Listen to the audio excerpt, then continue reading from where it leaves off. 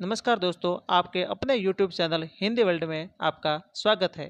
मुंशी प्रेमचंद की रचना कफन आरपीएससी के कॉलेज व्याख्याता पाठ्यक्रम में व देश के विभिन्न राज्यों की प्रतियोगी परीक्षाओं के पाठ्यक्रम में लगी हुई रचना कफन प्रस्तुत है।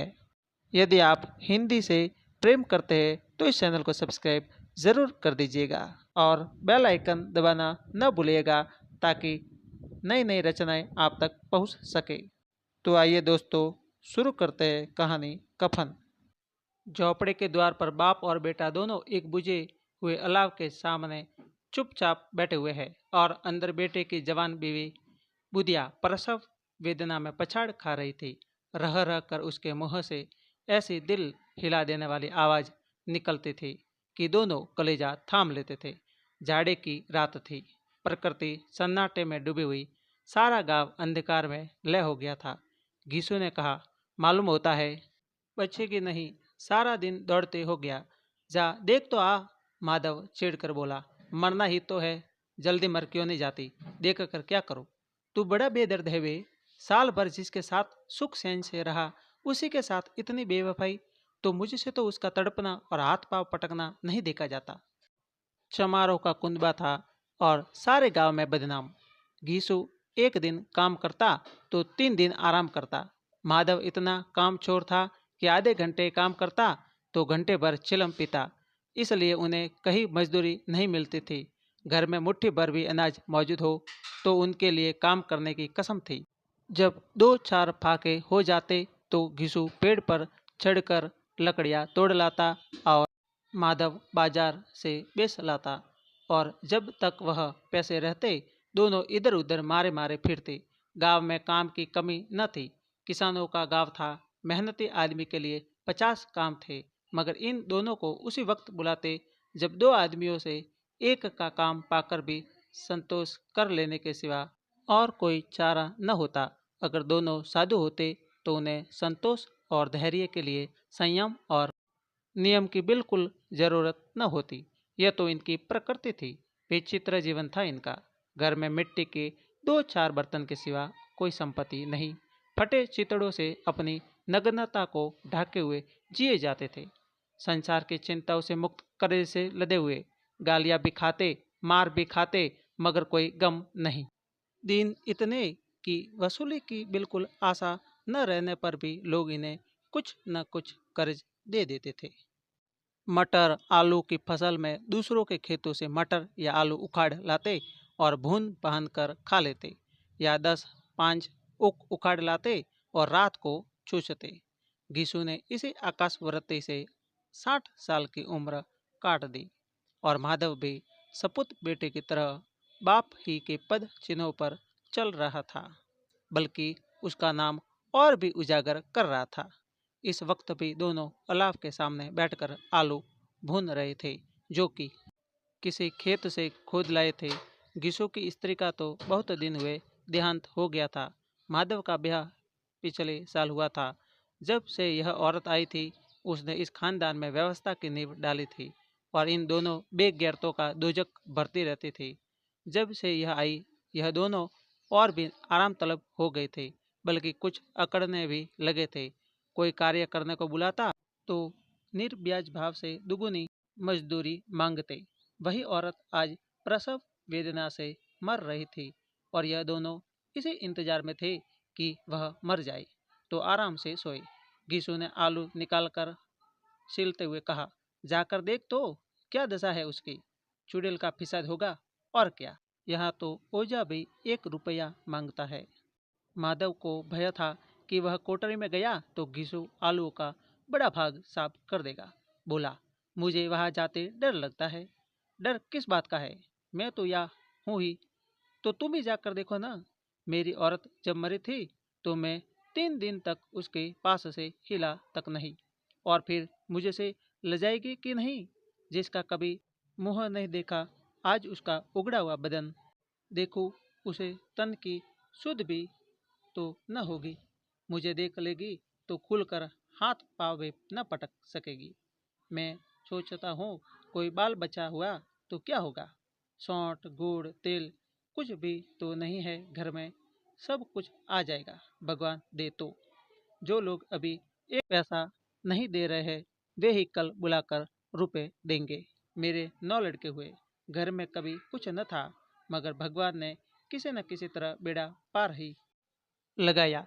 जिस समाज में रात दिन मेहनत करने वालों की हालत उनकी हालत से कुछ बहुत अच्छी न थी, और किसानों के मुकाबले में वे लोग जो किसानों की दुर्बलताओं से लाभ उठाना जानते थे कहीं ज़्यादा संपन्न थे, वह इस तरह की मनोवृत्ति का पैदा हो जाना कोई अचरज की बात न थी। हम तो कहेंगे घिसू किसानों से कहीं ज़्यादा विचारवान था, और किसानों के विचार शून्य समूह में शामिल होने के बदले बैठकबाजों की कुत्सित मंडली में जा मिला था। हाँ, उसमें यह शक्ति न थी कि बैठकबाजों के नियम और नीति का पालन करता, इसलिए जहाँ उसकी मंडली के और लोग गांव के सरगना और मुखिया बने हुए थे, उस पर सारा गांव उंगली उठाता था। फिर भी उसे यह तस्कीन तो थी ही कि अगर वह फटेहाल है तो कम से कम उसे किसानों की सी जी तोड़ मेहनत तो नहीं करनी पड़ती, और उसकी सरलता और निरीहता से दूसरे लोग बेजा फायदा तो नहीं उठाते।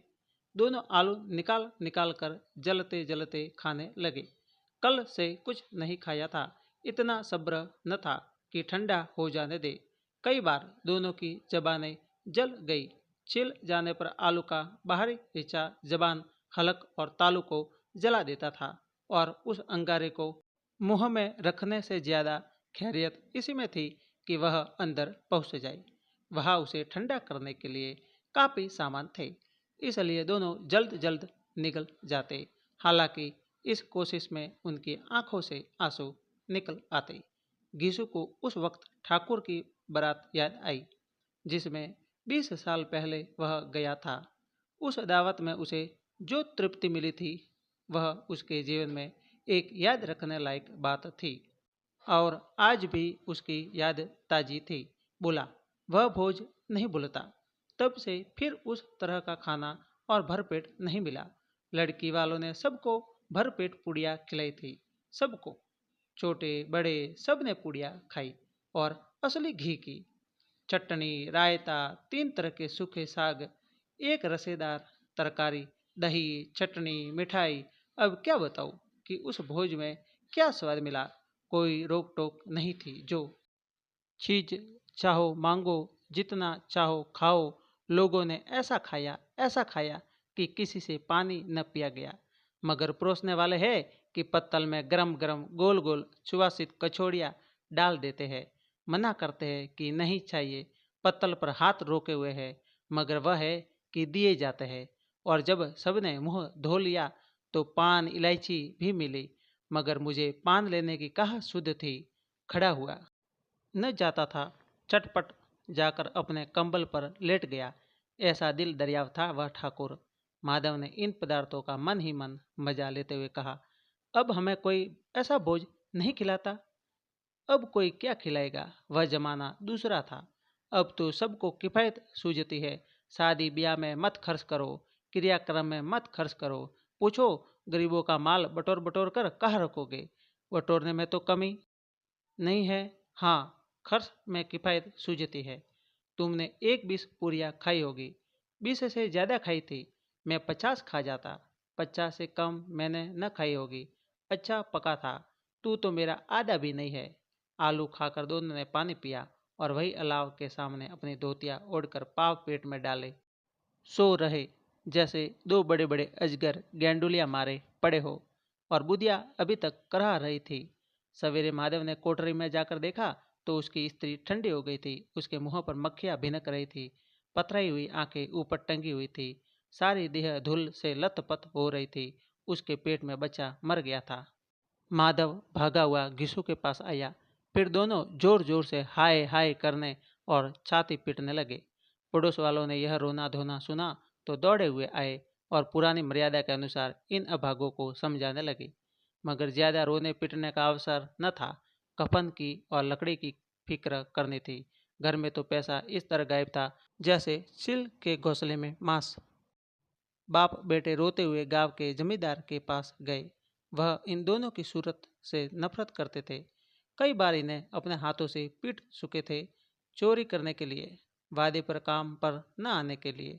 पूछा, क्या है बे घिसुआ, रोता क्यों है? अब तो तू कहीं दिखलाई भी नहीं देता, मालूम होता है इस गांव में रहना नहीं चाहता। घिसू ने जमीन पर सिर रखकर आंखों में आंसू भरे हुए कहा, सरकार बड़ी विपत्ति में हूँ। माधव की घरवाली रात को गुजर गई। रात भर तड़पती रही सरकार। हम दोनों उसके सिरहाने बैठे रहे। दवा दारू जो कुछ हो सका सब कुछ किया, मुदा वह हमें दगा दे गई। अब कोई एक रोटी देने वाला भी न रहा मालिक। तबाह हो गए, घर उजड़ गया। आपका गुलाम हूँ, अब आपके सिवा कौन उसकी मिट्टी पार लगाएगा? हमारे हाथ में तो जो कुछ था वह सब तो दवा दारू में उड़ गया। सरकार ही की दया होगी तो उसकी मिट्टी उठेगी, आपके सिवा किसके द्वार पर जाऊँ? जमींदार साहब दयालु थे, मगर किसी पर दया करना काले कंबल पर रंग चढ़ाना था। जी मैं तो आया, कह दे चल दूर हो यहाँ से। यूँ तो बुलाने से भी नहीं आता, आज जब गरज पड़ी तो आकर खुशामद कर रहा है। रामखोर कही का बदमाश। लेकिन यह क्रोध या दंड देने का अवसर न था। जी में कुड़ते हुए 2 रुपए निकालकर फेंक दिए, मगर सांत्वना का एक शब्द भी मुंह से न निकला। उसकी तरफ ताका तक नहीं, जैसे सिर का बोझ उतारा हो। जब जमींदार साहब ने 2 रुपए दिए तो गांव के बनिए महाजनों को इनकार का साहस कैसे होता? घिसो जमींदार के नाम का ढिंडोरा भी पिटना जानता था। किसी ने 2 आने दिए, किसी ने 4 आने। 1 घंटे में घिसो के पास 5 रुपए की अच्छी रकम जमा हो गई। कहीं से अनाज मिल गया, कहीं से लकड़ी, और दोपहर को घिसू और माधव बाजार से कफन लाने चले। इधर लोग बांस बांस काटने लगे। गांव की नरम दिल स्त्रियां आ आकर लाश देखती थी और उसकी बेकसी पर 2 बूंद आंसू गिराकर चली जाती थी। बाजार में पहुंचकर घिसू बोला, लकड़ी तो उसे जलाने भर को मिल गई है, क्यों माधव? माधव बोला, हाँ लकड़ी तो बहुत है, अब कफन चाहिए तो चलो कोई हल्का सा कफन ले ले। हाँ और क्या, लाश उठते उठते रात हो जाएगी, रात को कफन कौन देखता है? कैसा बुरा रिवाज है कि जिसे जीते जी तन ढांकने को छितड़ा भी न मिले, उसे मरने पर नया कफन चाहिए। कफन लाश के साथ जल ही तो जाता है, और क्या रखा जाता है? यही 5 रुपए पहले मिलते तो कुछ दवा दारू कर लेते। दोनों एक दूसरे के मन की बात ताड़ रहे थे। बाजार में इधर उधर घूमते रहे, कभी इसकी दुकान पर गए, कभी उसकी दुकान पर। तरह तरह के कपड़े, रेशमी और सूती देखे, मगर कुछ जसा नहीं। यहाँ तक कि शाम हो गई, तब दोनों न जाने किस देवी प्रेरणा से एक मधुशाला के सामने जा पहुँचे और जैसे किसी पूर्व निश्चित व्यवस्था से अंदर चले गए। वहाँ जरा देर तक दोनों असमंजस में खड़े रहे। फिर घिसू ने गद्दी के सामने जाकर कहा, साहू जी एक बोतल हमें भी देना। उसके बाद कुछ सिखौना आया, तली हुई मछली आई और दोनों बरामदे में बैठकर शांतिपूर्वक पीने लगे। कई कुंजिया ताबड़तोड़ पीने के बाद दोनों सरूर में आ गए। घिसू बोला, कफन लगाने से क्या मिलता? आखिर जल ही तो जाता, कुछ बहू के साथ तो न जाता। माधव आसमान की तरफ देखकर बोला, मानो देवताओं को अपनी निष्पापता का साक्षी बना रहा हो। दुनिया का दस्तूर है, नहीं लोग बामनों को हजारों रुपए क्यों दे देते हैं? कौन देखता है परलोक में मिलता है या नहीं? बड़े आदमियों के पास धन है, फूके, हमारे पास फूकने को क्या है? लेकिन लोगों को जवाब क्या दोगे? लोग पूछेंगे नहीं, कपन कहाँ है? घिसू हंसा, अबे कह देंगे कि रुपए कमर से खिसक गए, बहुत ढूंढा मिले नहीं। लोगों को विश्वास न आएगा, लेकिन फिर वही रुपए देंगे। माधव भी हंसा इस अनपेक्षित सौभाग्य पर, बोला, बड़ी अच्छी थी बेचारी, मरी तो खूब खिला पिलाकर आधी बोतल से ज़्यादा उड़ गई। घिसू ने 2 सेर पुड़िया मंगाई, चटनी, अचार, कलेजिया। शराब खाने के सामने ही दुकान थी। माधव लपक कर 2 पत्तलों में सारे सामान ले आया। पूरा 1.5 रुपया खर्च हो गया। सिर्फ थोड़े से पैसे बच रहे। दोनों इस वक्त इस शान में बैठे पुड़िया खा रहे थे जैसे जंगल में कोई शेर अपना शिकार उड़ा रहा हो। न जवाबदेही का खौफ था, न बदनामी की फिक्र। इन सब भावनाओं को उन्होंने बहुत पहले ही जीत लिया था। गिशु दार्शनिक भाव से बोला, हमारी आत्मा प्रसन्न हो रही है तो क्या उसे पुण्य न होगा? माधव ने श्रद्धा से सिर झुकाकर तसदीक की, जरूर से जरूर होगा। भगवान तुम अंतर्यामी हो, उसे वैकुंठ ले जाना। हम दोनों हृदय से आशीर्वाद दे रहे हैं। आज जो भोजन मिला वह कभी उम्र भर न मिला था। एक क्षण के बाद माधव के मन में एक शंका जागी। बोला, क्यों दादा, हम लोग भी एक न एक दिन वहां जाएंगे ही। गिशु ने इस भोले वाले सवाल का कुछ उत्तर न दिया। वह परलोक की बातें सोचकर इस आनंद में बाधा न डालना चाहता था। जो वह हम लोगों से पूछे कि तुमने हमें कपन क्यों नहीं दिया, तो क्या कहोगे? कहेंगे तुम्हारा सिर। पूछेगी तो जरूर, तू कैसे जानता है कि उसे कफन न मिलेगा? तू मुझे ऐसा गधा समझता है? 60 साल क्या दुनिया में घास खोदता रहा हूँ। उसको कफन मिलेगा, और बहुत अच्छा मिलेगा। माधव को विश्वास न आया।